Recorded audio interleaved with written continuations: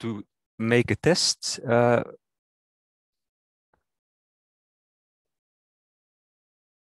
Okay, there's a bit delay on the PowerPoint. It's important. We will start with a little poll to test the application.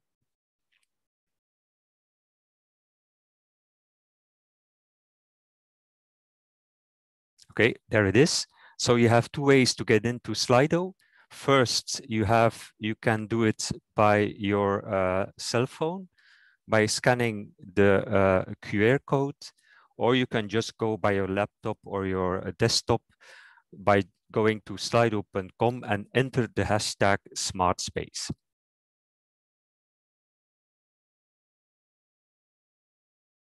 And there we have, wait a second.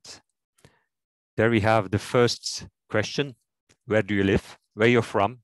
So as we're playing on a European level, we're curious where you're from as a participant.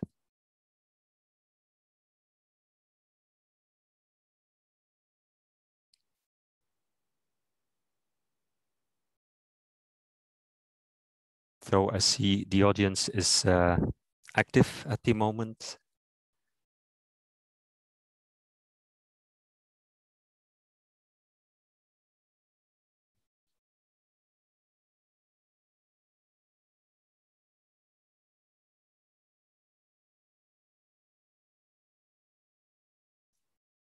So there is the result. For the moment, we see that most of the participants are from Ireland, to our surprise, but we have also a lot of people from France, Belgium, the Netherlands, and some people from other European countries. But we see most of all, we have participants of the participating countries. So we have pilots in Ireland, Belgium, France, and the Netherlands.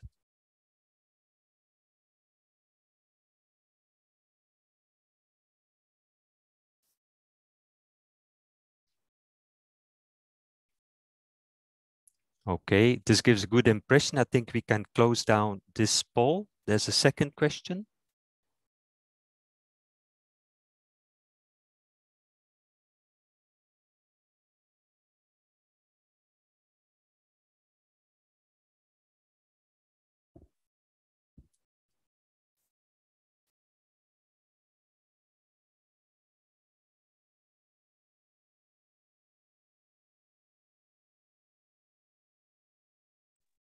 So there's the second question.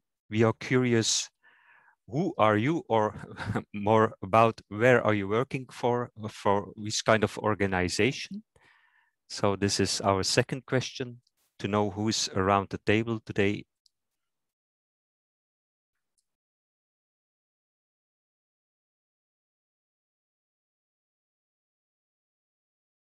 So it seems that we have most people working for a local public authority. So which is good, as local public authorities are our main target audience in this project.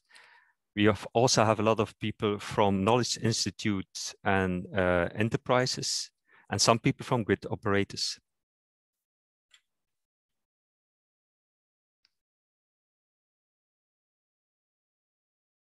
So quite interesting.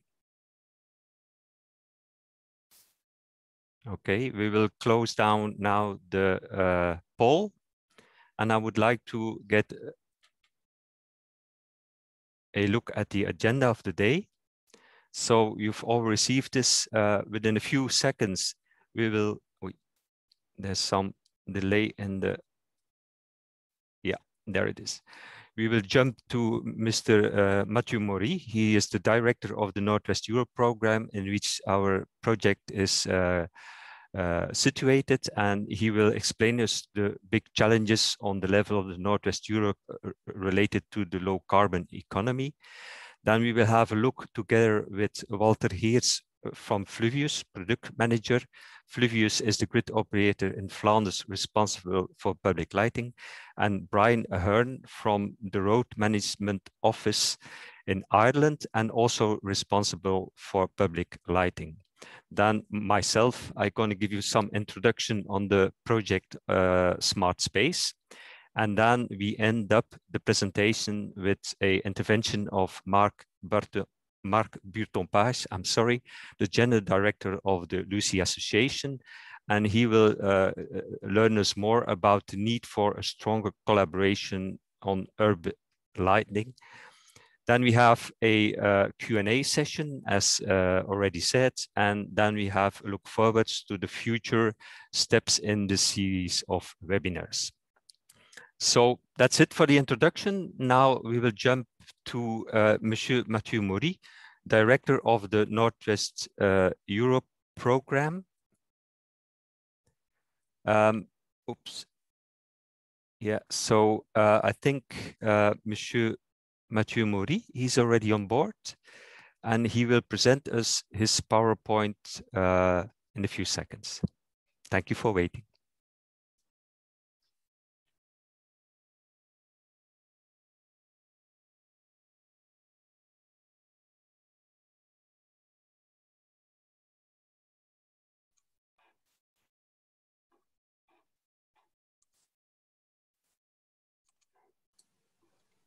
Okay, thank you. Can you hear me now? I was not able to unmute myself. Yes, we can hear you. Thank you, Excellent. Mathieu. Thank you. Right, now bear with me. Everything worked perfectly well during rehearsal. So maybe with some Easter miracle, things will also work for the real thing. Let's see. I'm now trying to share my screen.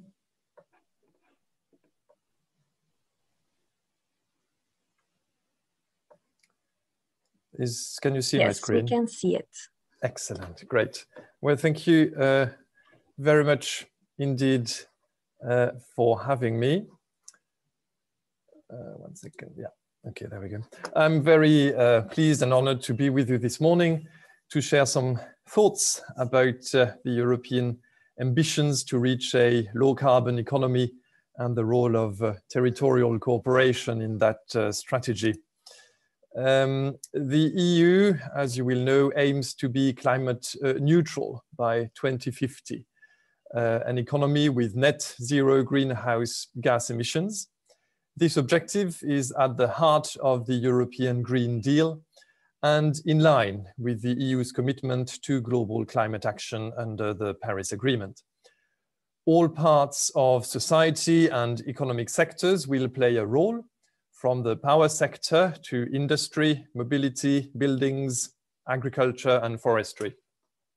As part of the European Green Deal, the Commission proposes to raise the 2030 greenhouse gas emission reduction target to at least 55% compared to 1990. Territories, local and regional governments especially, play a crucial role in helping the EU reach these targets, since they are responsible for at least 60% of greenhouse gas reduction mitigation measures. It's therefore only normal that territorial cooperation programs like Interreg be actors in this historic battle. Following recommendations by the European Parliament and the European Commission, you will find that many Interreg programs will be focusing more on green matters in the forthcoming programming period. If we look at energy efficiency and energy consumption only, the latest data we have from earlier this year shows that in 2019, primary energy consumption in the EU was 3% above the 2020 energy targets and roughly 20% above the 2030 target. So we are confidently getting there. By using energy more efficiently and thereby consuming less, Europeans can lower their energy bills, help protect the environment, mitigate climate change, improve their life quality, and reduce the EU's reliance on external suppliers of oil and gas. To achieve these benefits, we need to improve energy efficiency throughout the full energy chain, from production to final consumption. Now, where does Northwest Europe stand in all this? Northwest Europe is densely populated. We cover 30% of the EU population. It's a dynamic, innovative, and relatively wealthy part of the world, responsible for the production of 46% of the EU GDP. That comes with challenges and drawbacks. We are the biggest CO2 emitters of the EU and one of the highest energy consuming regions in the EU. The share of renewables in our production and consumption mix remains fairly low. There is a need to improve the renewable energy distribution and generation infrastructures. There is a high dependence on foreign energy. But on the other hand, there are also opportunities since there are high energy saving potentials, particularly in transport and the built environment. Our program has worked at tackling these challenges by co-funding projects like Smart Space and many others. But I'm not going to dwell on the current program too much since there will be no further calls for projects, so it would be a bit useless and unfair to talk too much about it. I'd rather say a few words about the future program, the Interreg Northwest Europe Program 2021-2027, which is currently being negotiated by the member states, and maybe some of you in the room will find that information useful, I hope. Here is what I can share. The future program will take a turn towards an even greener agenda. As you can see here, 3 out of 5 priorities will be directly linked to the green and sustainability agenda, climate resilience, a just energy transition, and the promotion of a place-based, circular, and resource-efficient economy will be at the heart of the new program. To that must be added a priority on innovation and a priority on inclusivity. I would also like to present you with the new program area. 7 countries will take part in the future program: Ireland, Belgium, the Netherlands, Luxembourg, Switzerland, and the blue regions of Germany and France, you can see on the slides. We are also very proud to announce that 6 new regions will join the program in pink on the slide. The 3 northern provinces of the Netherlands, Groningen, Friesland, and Drenthe, meaning that the whole country will now be part of the program. And the 3 German territories of Bremen, Leine-Weser with Hanover, and Weser-Ems. The United Kingdom has announced last summer that it will not participate in European territorial cooperation programs, so they will not be part of Interreg Northwest Europe. Finally, here are the key dates of the next program. Maybe the most important ones for you are from September to January, when we will be advertising the new program all across Northwest Europe through our national contact points. And we expect to launch the first call for projects in the spring of 2022. In conclusion, thank you very much for your contribution towards the EU and territorial sustainability agenda. Interreg Northwest Europe has been and will continue to be a natural partner for projects like yours. We therefore look forward to help you implement your projects for the greater good of our European territories in the new Interreg Northwest Europe program. Thank you very much for your attention, and I remain until the end of the session to answer any questions you may have. Cheers. Thank you a lot, Mr. Mathieu Maury, for your intervention. It gives us a good insight of the importance of the green battle for Europe, and we hope that our project itself might support this. For the participants, it's important that we cannot open a question and ask now, but you still have the possibility to put your questions down in the Slido application. It's open on the Q&A part, so this is ready to receive your questions that we will work on a bit later in the meeting. So now we will have Mr. Walter Geerts from Fluvius, which is the Flemish grid operator, and he will, together with Brian Ahern from the Road Management Office from Ireland, explain us a bit more how are things working out for the moment on the LEDification, as it's called also, and the adopting the public lighting for the moment in Flanders and in Ireland. I think we will start with Mr. Walter Geerts. So Walter, I think, yep, we see your PowerPoint. Walter, I think you're on board.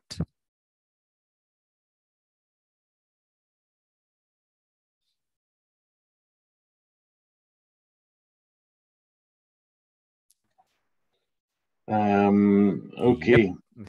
Great. Good morning. Yes, I needed to be unmuted. Yes. Welcome. Hi, Walter. Sorry to interrupt. Could you switch on your camera if possible, so people see who is talking? Yes, I would like to, but one moment. I don't see the. Okay, just start. We will fix it. Okay. We'll fix it. I've not a problem with. Okay.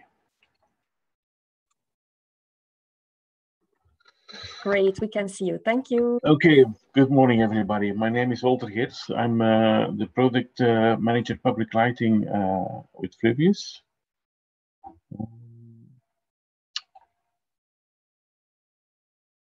I should be able to control the presentation, but it doesn't work at the moment.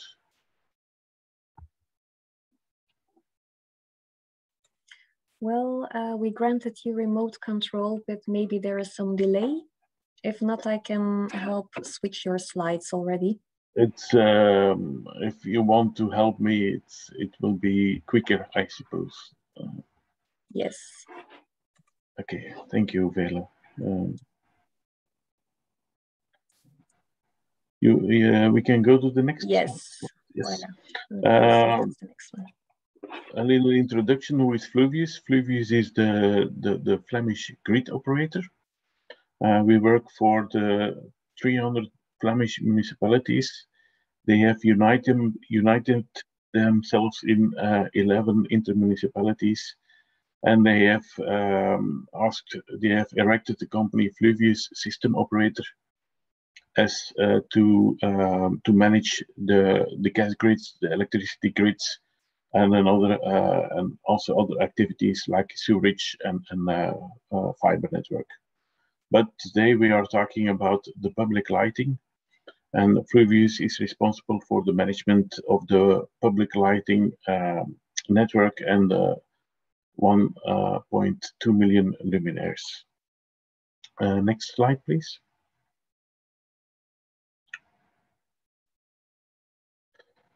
Yeah, you can show the everything that's on it. It's that's yeah.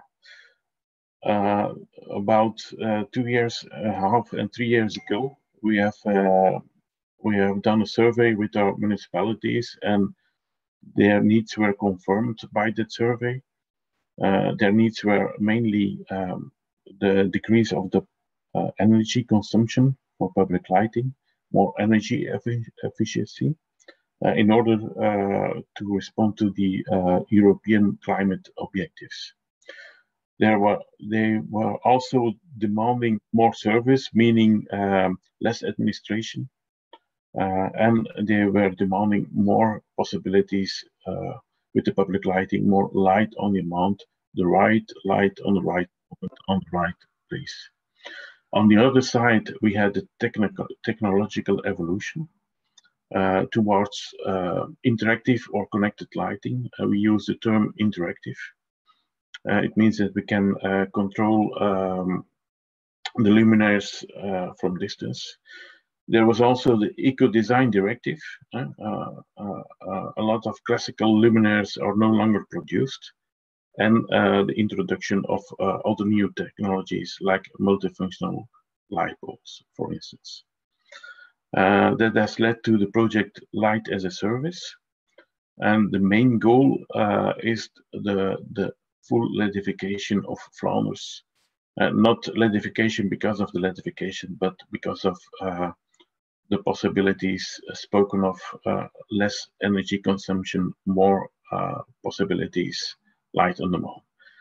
We have chosen to go to the new way of commanding the public lighting, so with interactive or connected lighting, because it offers more possibilities towards the management of the public lighting and towards the asset management.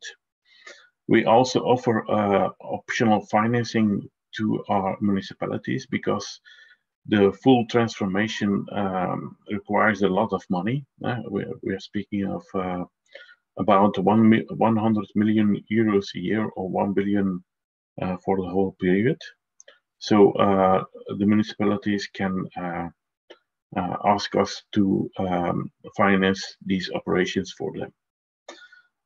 Another important part of the project is we have clear responsibilities for the municipality and Fluvius, and it enhanced the structured approach for the transformation of the public lighting. We do this in consultation with the other stakeholders, like manufacturers of lightings, entrepreneurs, etc., etc. We have a frequent consultation with them. On the slide, you also see the government, the Flemish government, has explicitly put the objective in their goals for the current legislation. On the next slide, yeah, thanks. When we talk about a structured approach, the starting point is the vision and the policy on public lighting, and it is the municipality who is responsible for it. Of course, we do support the municipalities with elaborating their vision and policy, and advise them. For each of the 300 municipalities, we have made an investment plan for the electrification towards 2030. So we have estimated the investments needed to rebuild and transform their public lighting. So we have investment plans, and each year we sit around the table with them and we make a yearly action plan to progress in the electrification, and we take into account their special needs and demands. And of course, we provide the necessary reporting. With the investment plans we have as a grid operator, we can estimate the total amount of investments needed, and we can take our measures. As said before, the principle is we go towards interactive or connected lighting. It means that we will command the public lighting via the communication modules on the luminaires, and we use the light management system to do so. This new approach provides enhanced possibilities in managing the public lighting, turning on and off, and especially dimming. And of course, it's not because we are now doing pilots with deeper dimming, where we are going to dim to 30% of the nominal power, but it's still in relation to safety standards and environment. As said before, it provides the grid operator with enhanced asset management possibilities. We can see now for the interactive connected luminaires, which are functioning well and which are not functioning well. And we can do a survey on their lifetime achievements. Another offer to the local municipalities is that they can use these light poles or installations for their smart city projects, and they can install, for instance, cameras or sensors on these light poles. As said, there is a periodical reporting. This is the report to the Flemish government, and you see on the graph below The aim is 100% LEDification in 2030. And last year, the target was about 90%, or the LEDification of about 75,000 luminaires. And we have achieved this aim. We have planned a gradual build-up with 50,000 luminaires in 2019, 75,000 in 2020. And this year, we will try to achieve 100,000 luminaires on the whole of Flanders. Okay. So in short, we have started this project with our 300 municipalities for reasons of climate, energy savings, more light comfort for the citizens, and more possibilities for municipalities with less administration and more service. That's in brief the project we are doing in Flanders.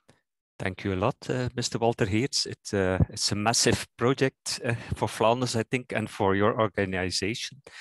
So we'll have maybe more or less the same situation in Ireland. I'm curious myself how they deal with the LEDification or the retrofit LED, as they call it, in Ireland. So I would like to jump now to Mr. Brian Ahern from RMO, but of course, important, you can still leave your questions in the Q&A on Slido. So we are invited to do so. Thank you a lot. Brian,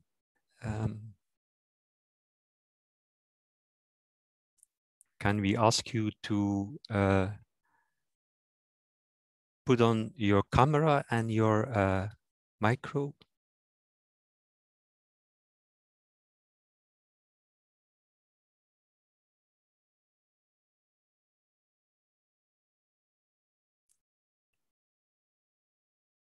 Brian, Ahern? Oh, wat gebeurt er anders?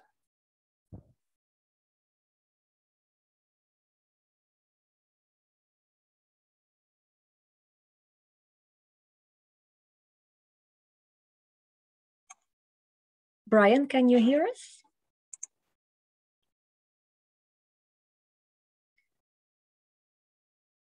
We will just try, just a moment, please. We will just try to reach Brian.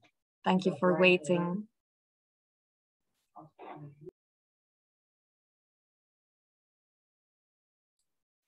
Yeah, can you hear me now? Yes, welcome.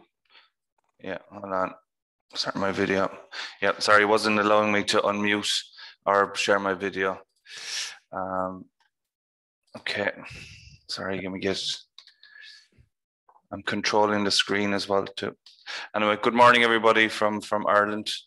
Good morning. How are we doing? If you can control my screen there as well too, Verily. If you can go back to the first one, I can't seem to control it.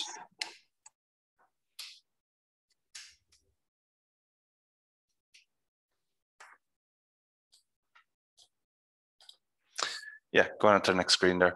Yeah, as I say, morning. I'm just going to give you a brief overview of a kind of a project that we're undertaking here in Ireland.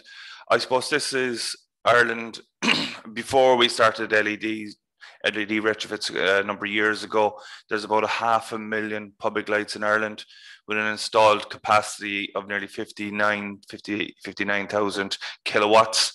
And consuming on average maybe 244 gigawatt hours a year of electricity. I suppose by the end of it, we're looking at maybe a minimum energy efficiency of 50%. We will be saving about 122 gigawatt hours a year. But I think that's overly, we're a lot more than that. If you go on to the next one. Next slide, please. And here's a breakdown of the type of lights. The kind of our purple pink lights are SOx lights, the low pressure sodium, and the cyan color, the kind of the light blue, are sun lights, and the dark blue are LEDs. So you can see there's a bit of a pattern there. We're down the southern counties, we seem to have more sun lights. In the Midlands, more SOx lights. You can go on to the next slide, please. Where we are at the moment, on average, within the 21 local authorities, or 24 local authorities, we're about 32 or 33% LED at the moment. You can see Monaghan there as well, ahead of everybody else, and talking to them only during the week, they might be 100% LED by the end of the year. But on average, you can see there, countrywide, we're about 30%. If you want the next slide, please. Click along again. Yeah, you may as well go along there. Why we're doing this? I suppose it's European energy targets and national energy targets. The blue bars there, nationally, our public sector had a target of 33% be energy efficient by 2020. Public lighting within local authorities consumes about 50% of the energy of each local authority. It's by far the biggest energy consumer in local authority. So without tackling public lighting and getting it efficient, they would not have met, or been very hard to meet their 2020 targets and 33% energy efficiency target. Do you want to click on maybe two slide there, please? So we're estimating this project will bring most local authorities to well over their 2020 target. But if you want to click on again, I suppose everybody's eye now is on 2030. So local authorities have a target to be 50% more efficient by 2030. So this project should get a lot of local authorities well on the way to their 2030 target ahead of time, and concentrate on other areas. You want to go on for another slide, please? And I suppose who we are. A lot of local authorities are smaller local authorities, and they wouldn't have dedicated personnel on public lighting full time. So the sector decided to employ 3 of us under a shared service to work on this full time. So we started on a 4 years ago, build a business case, source funding, and get the project off the ground. So that's where we are. So we're driving it on behalf of 24 out of the 31 local authorities. Do you want to the next one? In summary, the project is 21 of our 31 local authorities. You have a Southwest contract, an Eastern contract, and a Northwest contract. So you're looking at around 250,000 public lights, 78,000 in the South, 80,000 in the East, and 70,000 in the Northwest. And we have a total installed capacity of 31,500 kilowatts to be retrofitted. So we're looking to retrofit those.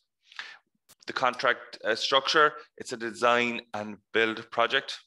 The contract type is an NEC 4 option C contract, which is a target cost.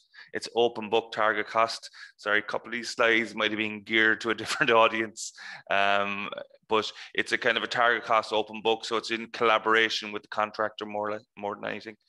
We're looking at a minimum energy efficiency of 55%. Okay, that's in the contract. The contractor has to design at least a minimum of 55%. There's penalties if they underachieve, but there's also bonuses if they overachieve. So that's where we wanted to drive it. The more energy they save and the better designs, they get a bonus at the end of the project. We're also going to use the energy obligation scheme to get a bit of support for the amount of energy we're saving. But I think that's small enough change considering the size of the project. We've had our first tender back for the southern region. We're right in the middle of reviewing those tenders at the moment. We're probably looking to start retrofitting, I'd say around Q3, the end of Q3, Q4 this year, by the time we get everybody set up. As I say, listen, this is kind of a bit of more of a summary. Again, we're estimating the total capital expenditure about 150 million. Hopefully we'll be under that. Once completed over the 20-year horizon, even after paying back all the loans, it would probably save the local authorities 200 million over 20 years and save about 25,000 tons of CO2 per year based on current carbon intensity levels. But it's saving 72,000 megawatt hours a year in final energy. But we'd hope to overachieve that. As I say, that's 55%, and we'd hope to overachieve that. If you go on again, please. Yeah. Okay, and I suppose you're going on smart cities here. We decided not to do central management system for a number of reasons. We didn't discount it. I suppose a lot of our local authorities are kind of smaller towns and villages. We, you know, the big cities like Dublin is not involved in the project, and Cork City is not involved. And you know, we felt even for money, but what we did is we've left the lights to be CMS ready. Okay, so we're installing a NEMA 7 pin in the specifications. We're allowing them to be easily retrofitted afterwards, plug and play with a CMS sensor on the top using the 7 pin. We also wanted the drivers to be reprogrammed from the ground. Okay, so they're come with a dimming and trimming profile, but we want them to easy, if we want to get more energy savings, that we can go around and reprogram from the ground or Bluetooth at a later date. I suppose there's a number of reasons for not CMS, and I suppose the primary reason as well, too, apart from maybe the cost. In Ireland, our energy operator has only 14 set dimming and trimming profiles. There's no dynamic billing system. It's set number of hours and set dimming profiles, which I can go on to there later on. So if you go on to the next slide, please. Yeah, I might go on to dimming. Sorry, leave that. Also, sorry, yeah, we're the color temperature, we're setting it at warm. Okay, we decided not to go for the 4,000 Kelvin. We're going for up to 3,300 Kelvin. So we're leaving the contractors. We're going for warm lights across the country. We felt that was the kind of the way the market was going. We might pay a penalty in maybe less efficient, but it's a small enough penalty, and we feel that that's the way the best way forward. If you want to go on to another slide, please. As I was saying, the dimming and trimming profiles. This is one of the reasons I suppose we didn't go with CMS. We're very rigid in our profiles, so if we can't do weekend trimming or special occasions, where we're going to cities and town centres, we're just doing a 25% reduction at night. Residential estates, we're doing a 33% reduction at midnight, and car parks 25% at 9 p.m. and parks and pedestrian areas 50% at midnight. I think we're not being overly aggressive with the dimming and trimming profiles. I think that's the job maybe over the next couple of years to get public perception, to maybe get more aggressive with the dimming and trimming profiles. And local authorities can do that on an individual basis, but they can also change them at a later date easily, because we want them to be done from the ground so they can just walk around and change the profiles. I suppose there's a couple of slides at the end. Basically, it was 24 local authorities, but 24 individual databases. So we had to build a dedicated national public lighting database and combine all the databases into one. So that's what we've done. So if you go on to the next screen, we've also developed a mobile app as well too for collecting data on site. So we're going to give that to the contractors, so it goes directly up into our database. So we're getting consistency of data across the whole projects, the 3 different projects. So that's one of the useful part of it. And finally, go on to the next slide, please. And I suppose here's some funding. We got funding from Elena, from the EIB. We're probably getting 1.9 million from them. I'd recommend, if any of you guys are planning to do a bigger energy efficiency project, you talk to Elena. They're very helpful, and they want to give money away, so they're very good. We have a good relationship with them. Go on to the next slide. We're also from the Government of Ireland. We're getting funding of about nearly 17.5 million from the Climate Action Fund, which was set up back in 2 or 3 years ago. So our project is seeing direct funding from the Climate Action Fund of about 17.5 million. So we were one of the biggest projects that they supported at the time. I think that's about it, and thank you very much.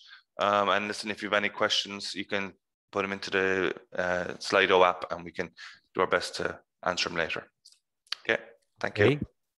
Thank you a lot, Brian, for this brief view on the way you handle the retrofit lit in Ireland. It's a bit different to my impression from what is happening in Flanders, but the context is a bit different also, I think. So interesting, very interesting, and I think useful for situating also the smart space project itself. I still want to remind, as Brian did, that the Q&A is still open, and we hope we will be able to answer your questions within a few minutes.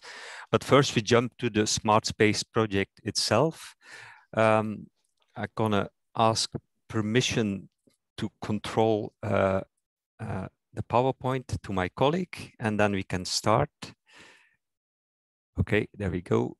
So we've learned from the director of the Northwest Europe program that there's a big challenge, and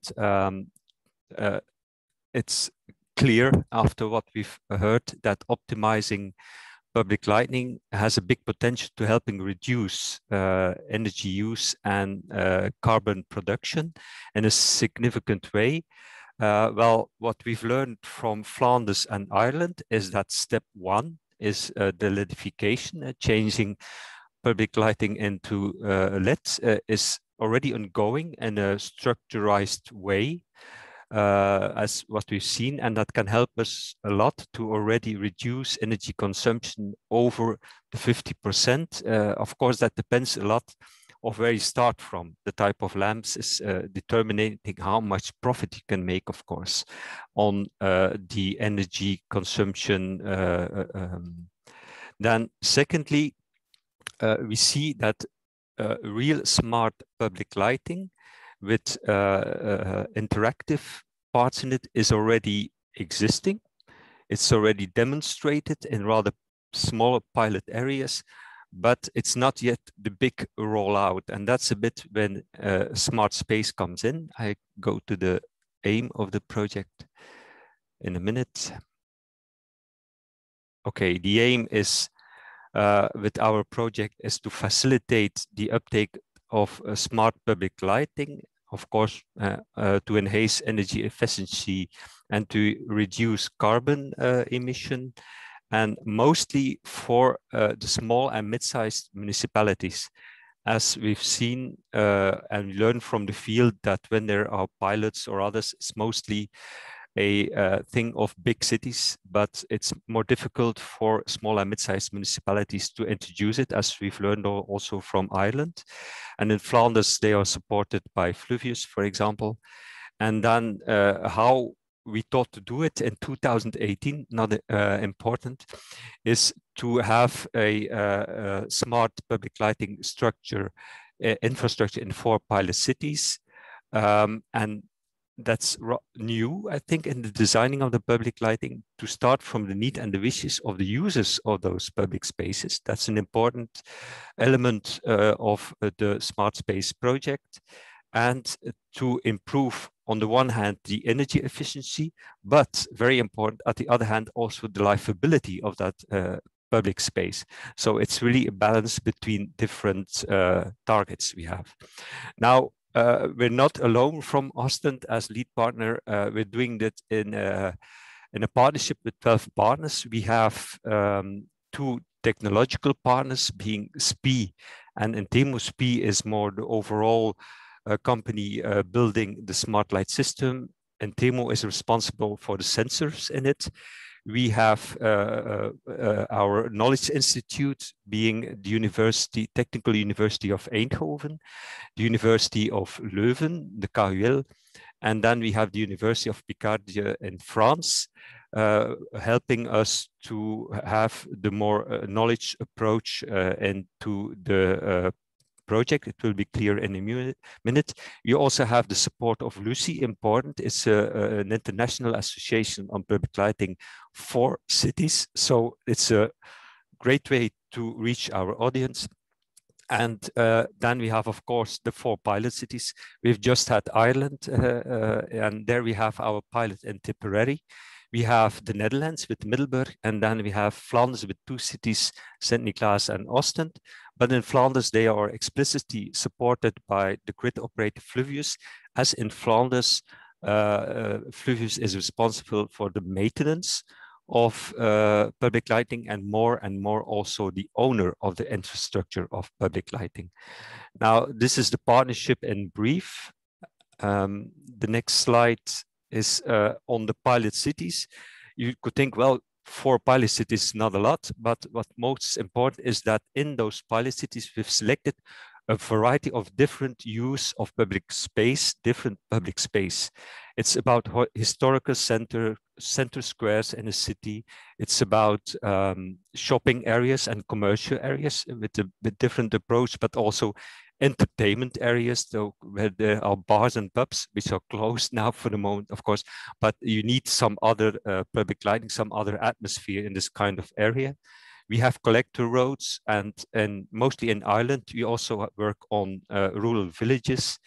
And then we have in Ostend also a station square, which is also very replicable in other cities, and new urban development where you try to reach the state of art of public lighting. So a bit images of the different public spaces we have. Now, what is smart public lighting? As we are here to gather around the table, this is a small image from the University of Eindhoven. And at the bottom, of course, you have your infrastructure. It's not difficult. You need your energy. You need the possibility to connect things. On the second level, you have the lighting itself. Of course, in the program, we're mostly talking, or the project, we're mostly talking about the public lighting. It's the regular public lighting, but also architecture public lighting. But if you are designing or working on the livability of the public space, maybe private private lighting might be important also to take into balance. Then, of course, we want to control the public lighting, and the control is on the one hand, of course, the sensors to get input from, but also software behind the system to get things running. You've heard already talking about the CMS center monitoring system that is behind all this. And of course, data management. You have at the one hand, the input of data, you have the analysis of data, but of course you have to work with those data, with algorithms to steer your public lighting and to get the output. So this is public lighting as it is defined in our project, but most of all, and this is a very important part of the project, a framework has been developed in the project to discuss with municipalities, with enterprises, with others to discuss how will be built up the smart public lighting. That will be will be better explained and more in detail in a later webinar. So what is important also is that a smart space has defined a total new approach, to my opinion. Go back, it's a bit difficult to control the PowerPoint. We have the smart space approach, and it's, as we said, we wanted to start from what is the need of the users of the public space. So therefore, they started with a way of working with it. It's called deep dives with cool wall sessions. Then for the pilots, we defined, there it is, in a workshop with local people, with the municipality, with experts, scenarios and storyboards. What do we want of the public lighting in certain sceneries in certain parts of the city? And then we defined for the overall smart public lighting. There's a bit delay. Trying to. Yeah, there it is. Now, I already explained this is the first webinar of a series of 3.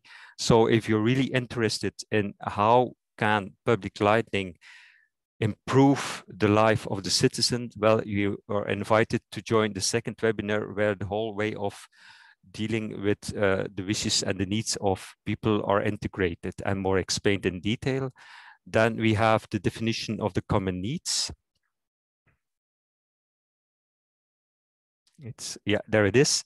What we've done, what has come out of the 4 pilot cities, we've been replicating it with 10 follower cities. And from there on, we were able to define the relevance of certain smart interventions. And we've saw 3 categories, 3 clusters. It's first of all improving, of course, the safety of all road users with your public lighting, but of course also in the city to enhance leisure experience. And 3, when it's getting late at night, to increase safety and security in nightlife.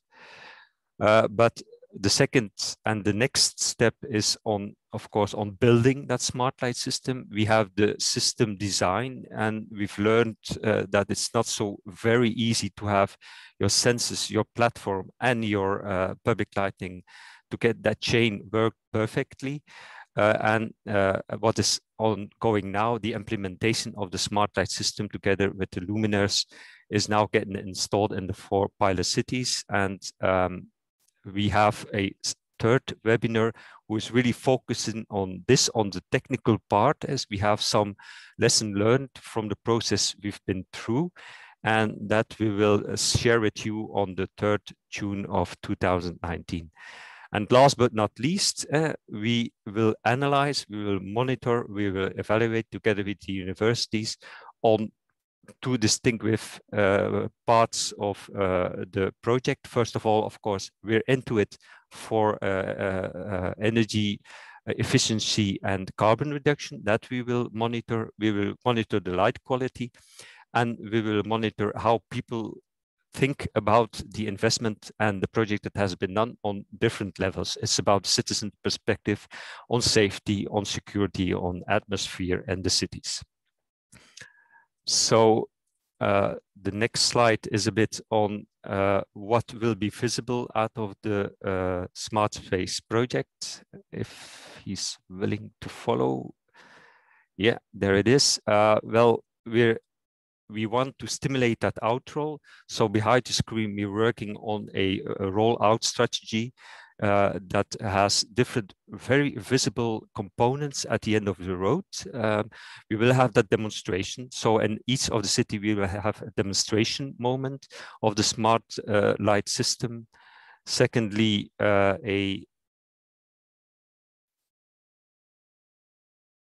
we will, by monitoring and evaluation, determine the real potential of smart public lighting on that carbon reduction and energy efficiency. We will have a transition roadmap and toolbox to help other municipalities to make that change, and the implementation of a smart public lighting. We will have a white paper on a smart urban public lighting to help to be an inspiration source for the decision makers on public lighting. And last but not least, and that's very important, that's also the next speaker from Lucy, we want to stimulate knowledge exchange on this topic between the cities, and we want and we will and have already created a smart knowledge center. So that's it for a brief interview on the project level. Thank you for listening. There's still the ability to get your questions, into the Q&A. And I would like to now hand over the presentation mode to Marc Butompage, General Director of the Lucy Association, who will say us more on the need, as I already explained myself, on stronger collaboration between the cities on smart public lighting. Thank you for your attention.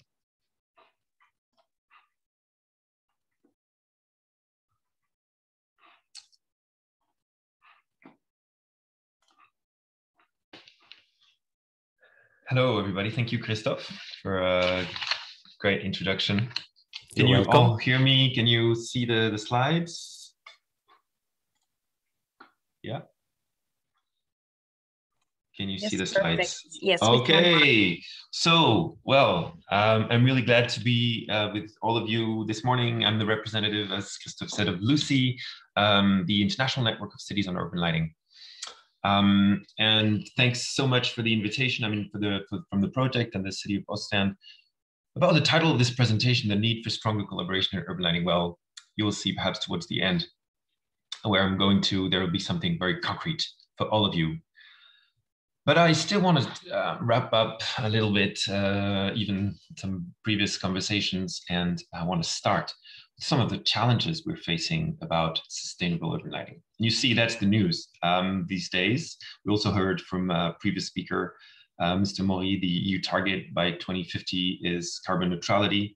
That's a big challenge. The sustainability is really on top of our agendas and on top of city agendas.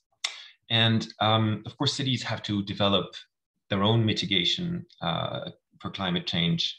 They have to set very high and ambitious goals for tackling this. And the question is, of course, always, how do we go deeper? How do we bring in this extra layer of energy efficiency? And we've seen in the previous speakers a lot of starting points here. It's been said by many, public lighting is one of the low-hanging fruits. I love this expression. Of course, it's a bit of a joke, really, because is this terminology really adapted with high poles? But anyway, you see what I mean. And this is what we see now. That's Hamburg on the left and Rome on the right. And we see empty streets. We see, with the COVID now, distanciation, curfews, and lockdowns. Many cities are resembling no man's land. And that's really true with the COVID nowadays, but it's really also true even in usual times. Those are residential places. And in some of those places, 90% of the time, we're not using, public lighting is not needed in some places. And many cities, and as we've seen, are thinking and developing dimming techniques. This is in Lyon. You see the car on the left, and when the car is not there, of course, there's dimming. Some places are also thinking about, well, switching off, really. And well, why not? There's a big debate going on with professionals, of course, you might imagine. And the most important, as many urban lighting experts will say, and I saw Walter Geertz was also saying that a bit earlier, is to have the right light in the right time, in the right place. Okay, but what's next? As was also said, we need to scale up, we need to roll out these things. And these new approaches and new technologies, cities can dim public lighting and better adapt the public lighting where and when it's needed. So we're seeing this becoming a reality in more and more cities, more and more lighting points. And of course, that's really fantastic, but we need to do more. We need to go further. Dimming itself is a real game changer, a real paradigm shift for the urban lighting field. Of course, we've been adding more lights for centuries. However, that's really still a work in progress. And in one of our events recently, one of the lighting directors put it, we know the door is open, but we haven't yet crossed the threshold. And I'm talking not only LEDification, but of course, all the smartification, all the next levels. And for cities, there are a lot of determinants of this digitalization that has an impact. Well, digitalization has really changed the way cities are delivering services for citizens. The way people interact has changed. You can see more and more mobile, devices. We pick our phones on average, perhaps 60 times a day. Social media. How we move around the city has changed. Of course, access to 4G, perhaps 5G, EV charging, etc. How we consume, how and where and how we work has changed with a lot of the wireless broadband and cheaper processing and storing of data, etc. And this is even more true in this COVID times we're in at the moment. And this digitalization issues bring some specific challenge when we look at urban lighting for cities working across silos. Well, even small cities sometimes are very complex machines and they have to respond to very complex institutional, very complex legal environments. A lot of the issues are connected to training and capacity building. well, cities, even if when they're working with great partners and utilities, they have to keep track of very fast-paced innovation. And this will require additional skills, additional competences they might not have at the moment. And we already talked a little bit about this, the data governance framework. Well, this shift to these new technologies has created an unprecedented level of data. And what are we going to do with this public data? So the data governance framework is really important with issues like data ownership, data privacy, security, and how do we use it in the end for public policies? These are real questions. And if we get even one step further into smart lighting, what are the societal added value? And how do we enable additional services and added value for citizens? These are the big questions that the cities are thinking about at the moment. How does smart lighting interconnect with the rest of the smart city agenda? And how is it going even deeper in sustainability? Is it about using smart poles for 5G, for air quality control, perhaps for congestion detection, for noise detection, for smart parking, for enhanced CCTV, for Wi-Fi, perhaps even Li-Fi, for charging batteries in EV vehicles, etc. So we've seen dimming the lights where they're not useful, better control and management systems, offering new services, as I was just saying. And also there's a last piece is perhaps this smart lighting can enable better community engagement and participation. Anyway, it's one of the questions. If it's possible to have a better, interaction basis between cities and their citizens, that could be interesting. So you can see from here, what are the further steps in sustainability in public lighting? And that brings a lot of challenges. And there are a lot of unanswered questions. And what I want to talk about now is not about the answers, really, because as Christophe was also mentioning, we have at least 2 other webinars. There are many great deliverables coming from this project, and this will offer insights into a lot of the solutions. What I want to talk about right now is what we see in the Smart Space project and also in the Lucy network in general, is that the exchange and the peer-to-peer dialogue is really needed at the moment. And this is where I want to go into for the next part of my presentation, the last part. We need the stronger level of cooperation. And when these cities are faced with these, systemic challenges and changes, they really need cooperation. They need community to be able to, go through all these challenges and find the solutions together.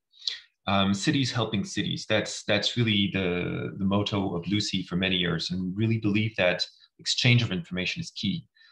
And especially at the EU level, where it's made possible by wonderful projects like Interreg. And this is also why we exist in Lucy for the past 20 years.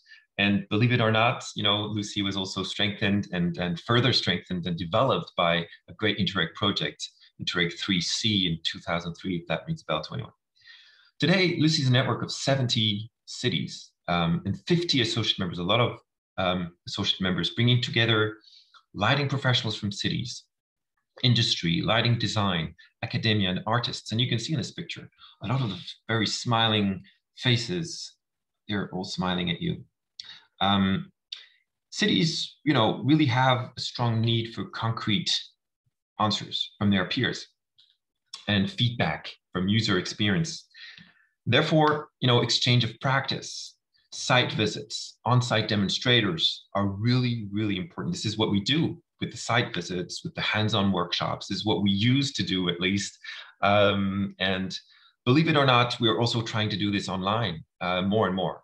And also in the Smart Space project, there will be these demonstrator moments. And it's really, really important to go there to see, to experience. So we will be able to learn from the Smart Space project. And one of our tasks is also to, as Christophe was saying, co-create with some cities a white paper on smart urban lighting to really give some recommendations and to start with these big questions and try to help decision makers on where they're going. This is really work in progress. You can see here there's a Miro board. For those who know what that is, you can see there's a lot of things going on about the white paper, the example pilot sites, some, from current practices. How do we transform public spaces, the current government challenges? A lot of the things, and the cities are also working on this. So it's really, really great. And for us, it's these projects like these that really enable us to go a step further, to really head towards improvement and excellence for urban lighting for cities. And this is also what brought us to create this knowledge center for the project that was referenced a bit earlier. And this is where it gets concrete for you. What can you do now? So if you're a city, a lighting expert, perhaps, in this Northwest Europe region that was presented, we invite you now to come on board and share your knowledge and your experiences and your ideas with your peers on the Smart Space Knowledge Center that I want to present just for a few minutes. It's an online collaborative tool. It's an online knowledge exchange platform. And right now, if we manage to invite you and you want to be on board and we give you a seat, you have access to a lighting library. You have access to lighting news. And what's in there in the lighting library, lighting news, you get over 500 small knowledge blocks that together open vast fields of knowledge. 500 curated knowledge blocks on urban lighting, case studies, presentations, publications, articles, news articles, as I was saying. And of course, all the fantastic smart space deliverables will be there too. But what you really have access to is also the community itself. So you get, we've designed 4 communities of practice in this project, and you really get access and share. This is where we share and we work together. We've tried to make it easy for everyone. So there's a little webinar you can watch to understand the features of the Knowledge Center, to learn how to publish content, how to comment and feedback, etc. It's really, there's also an app for everyone to use to learn and share on the go. And what can you share once you're a user of that space? Articles that you think are relevant, documents that you know that can explain, lighting strategies and lighting projects. You can write lessons learned and stuff from your own projects. You can ask a question to the community, etc. So it's really a resource center. It's really a collaborative tool. It's really a social space. Perhaps it's a smart space. Anyway, come test it for yourself. Ask for a seat at the table. You please don't hesitate to contact me, contact my colleagues, contact the project. It's a great time to join the conversation. Thank you so much. Of course, I'm ready for questions, and don't hesitate to go in the chat. Thank you very much for your attention. Thank you a lot, Mark, for your very enthusiastic intervention. I hope people find a way to the Smart Space Knowledge Center as it has been built up. It's not only knowledge, it's connection also that is important between the cities. Absolutely. Because there's a lot to learn. We hope we can do our part in the Smart Space project, but there's a time beyond the Smart Space project, and public lighting will keep on evolving. And I think the interaction between cities and these is very important. We started also with this only on the level of energy consumption, that that cities and municipalities have a major part in it. So if with the public lighting we can contribute to that goal on European level, we must do it. But there's also the aspect of livability. Public lighting can be a building element of your city and your public space. We saw a lot of photographs, and we can jump to the Q&A now. But there's in the Q&A already a very interesting question that I cannot answer myself. Is of course, and Mark has shown it also. It's below. I will try to uplift it in a way. If you give me a minute, there it is. It should be now on top. Yeah. How does COVID has changed the way we deal with city lighting in the various countries?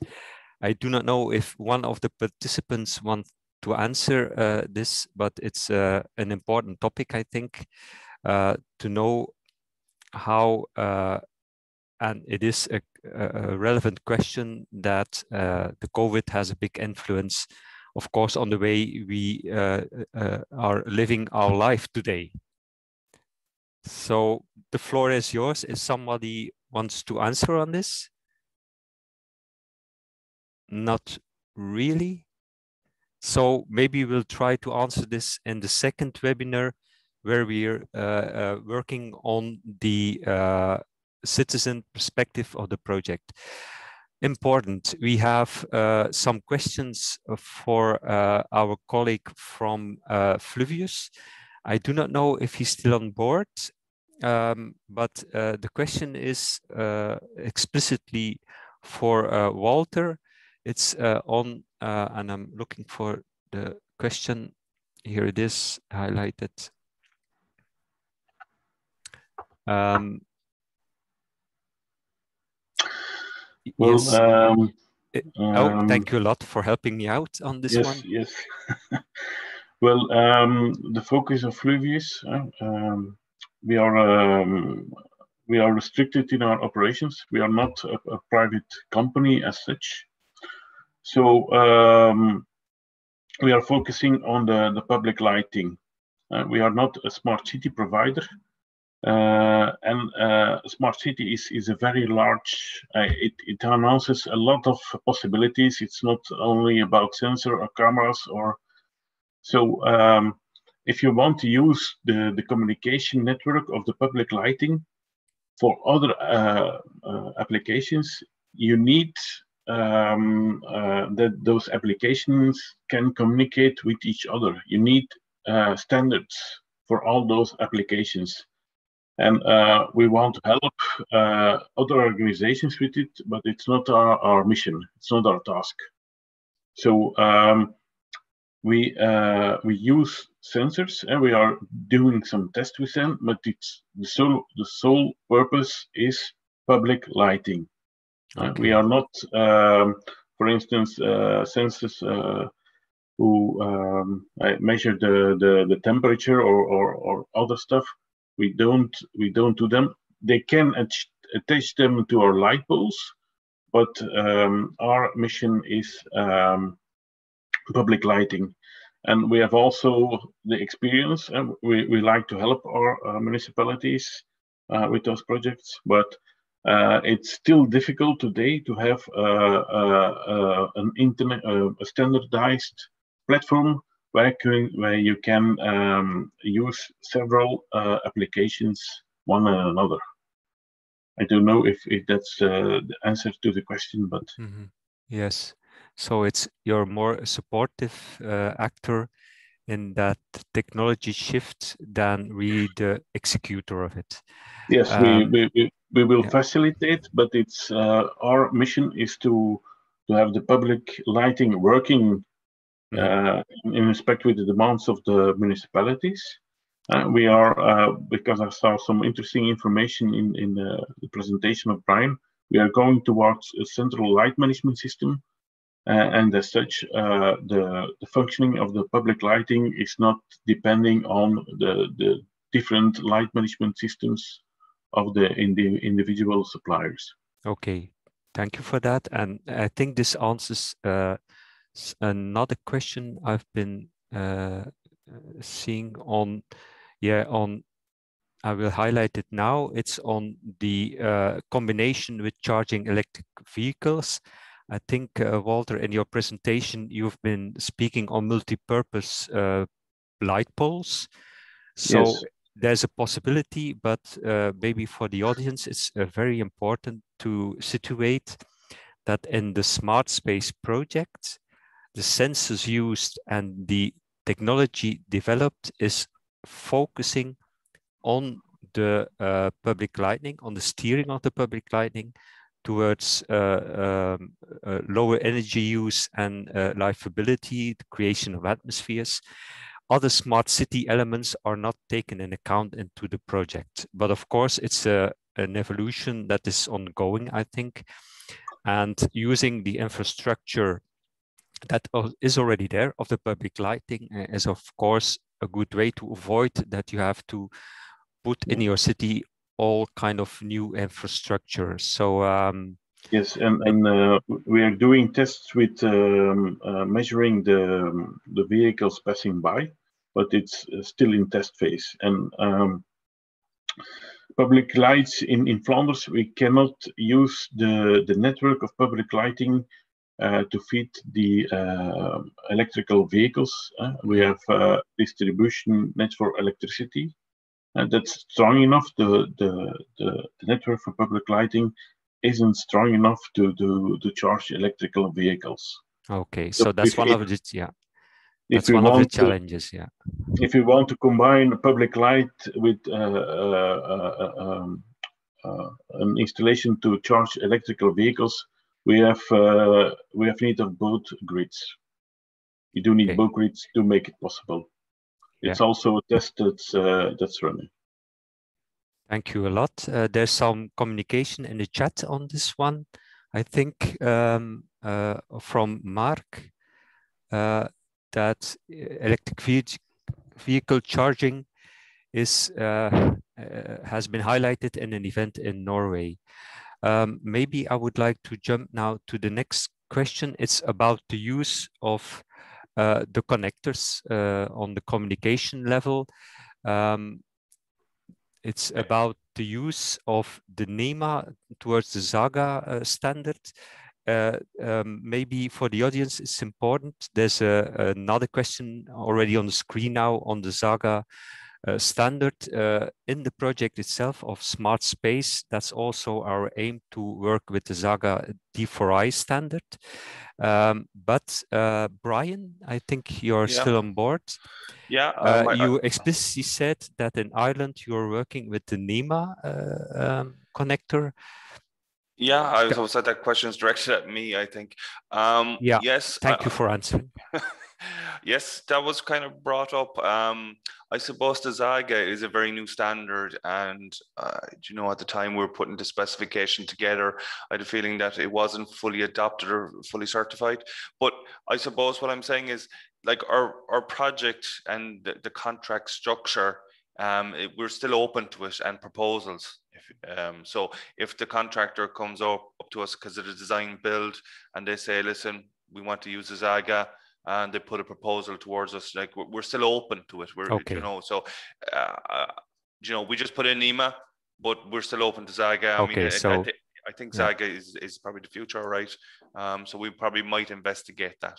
Yeah, of course, we have the same problem in the smart space project, where in some parts of the pilot cities we have already installation there, so it's a bit kind of retrofit also, and they're sometimes difficult just in work with the Zaga D4I standard. But of course, the Zaga D4I standard has a lot of qualities, as for example, instant energy measurement and stuff like that. So I think these questions are more answered.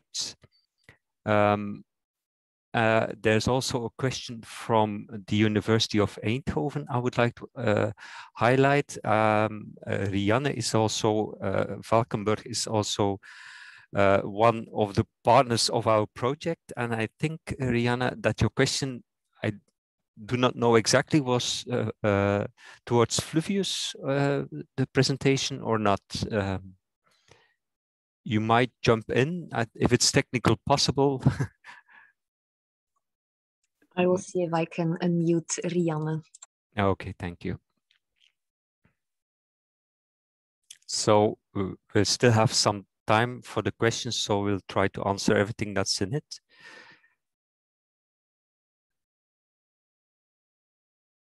Rianne, are you?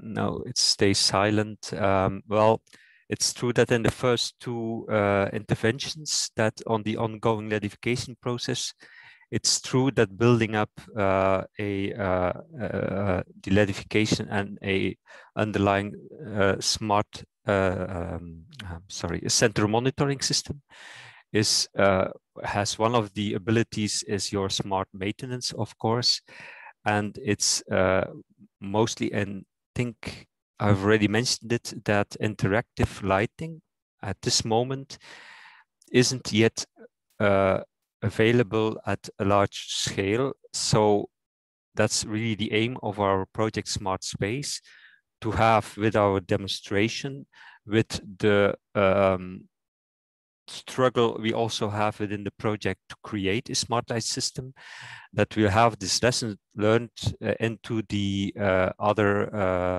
into the Northwest Europe, to help other municipalities to also make step forwards on interactive lighting.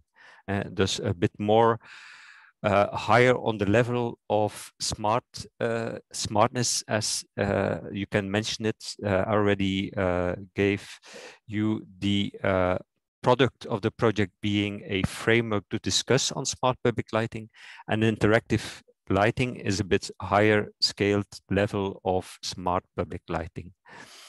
Then we have another technical question I would like to highlight. It's on the 5G necessity for the smart public lighting. It's not an issue in the smart space project for the moment, but if any of the technical partners on board or from the speakers want to answer on this question, it's not an issue, I mean, in the smart space project itself. The communication between the center monitoring system and the luminous and the sensors is just working with the best standard there is for the moment. So if there is 3 or 4G, it's been operating with those standards. Does anybody want to add to this, Mark or Brian or anyone else? Yeah, I just will intervene. If somebody would like to react, maybe it's good to react briefly in the chat, and then we can see if we can unmute you. Thank you a lot, Veerle, for the intervention. No. Okay, so then we have a question on the ability if I do understand the question well, it's about adapting your public lighting depending if you have passenger by. So if you have less time your public lighting is on, you have, and that's a secondary aim. Oh, there's a bit shift into the yeah. Then you have a change, of course, of your you have less light pollution, and that's one of the secondary targets, of course. When there's a light level is lower or there's no more light, of course, you have less light pollution. So the next question is on the lesson learned. Well, we will hand over our lesson learned, first of all, in an upcoming webinar, but of course, in the demonstration moments and the roadmap on every level we can, because that's our job to do in smart space, to help to facilitate the rollout of smart public lighting in the Northwest Europe. And there's a last question. If we're having a bit, we're getting a bit over time. Is the project open to other universities joining the project for research? Okay, I think it's possible to have that connection been done for the people who's been asking the question. Maybe it's good to get in contact with us, with me personally as being the project leader, and then we have a look how to deal with this interesting question. I think to have connection between the different knowledge partners to work on this topic. So thank you a lot for these interesting questions. I hope you've had the answers you were looking for. If not, it's still possible to get in contact with us or to join the next webinars. And that's the next upcoming slide.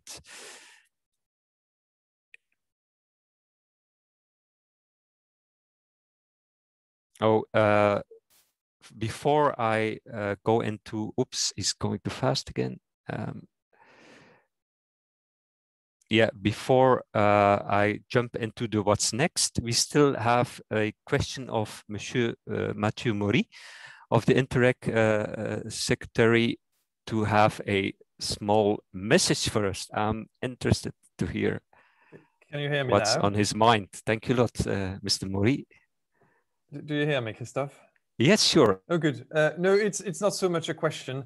I just wanted to highlight something that I didn't in my presentation, but since Mark has talked a lot about knowledge sharing and peer learning, I thought I'd mention it as well, since it might be of interest to everyone in the room. We will be having two networking events coming up. I put it in the chat. One on a greener Northwest Europe on the 20th of May, and another one on innovative and inclusive Northwest Europe, where there will be a dedicated session on smart cities, and that will be on the 22nd of June. So a lot of our project partner will be taking part in those meetings. So it's always a great opportunity to meet our project partners. And hopefully, fingers crossed, by then, we will have more information and maybe even final information for the June one anyway, to share on the future program.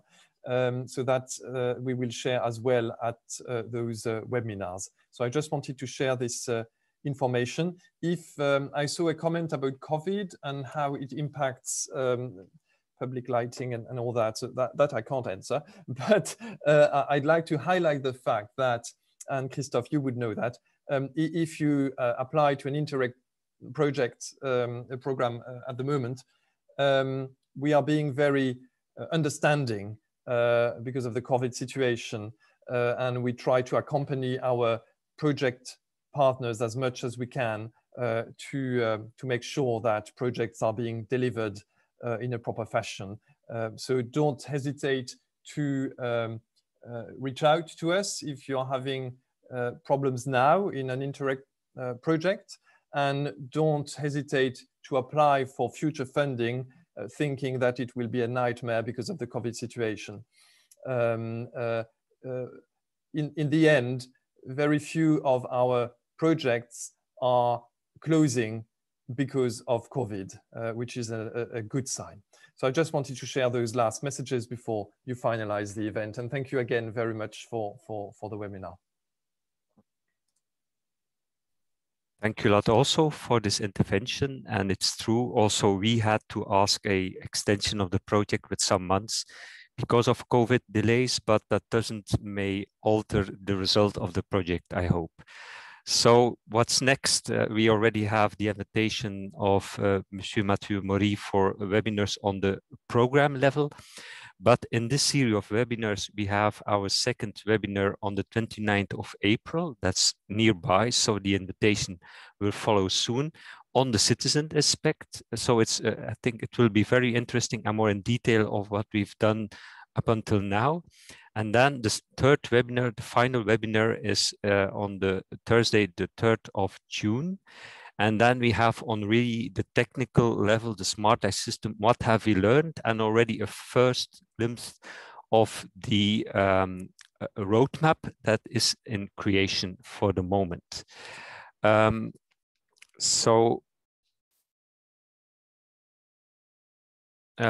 I would like to thank you for joining this webinar. Most of all, I want to thank, of course, the speakers for their interesting interventions, insight, and experience. But this webinar, I haven't done it alone. We have some partners who has been helping us out a lot. So thank you for that.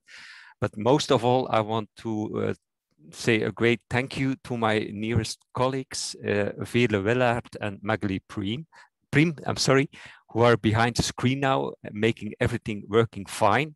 So that's great. It gave me the ability to have this webinar going on smoothly. And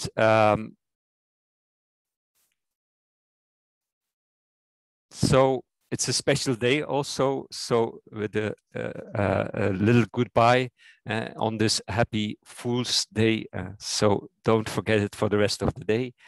And of course, if you have questions you would still like to ask, you can also get in contact with me as project leader, and then we'll help to find a solution, answers, whatever.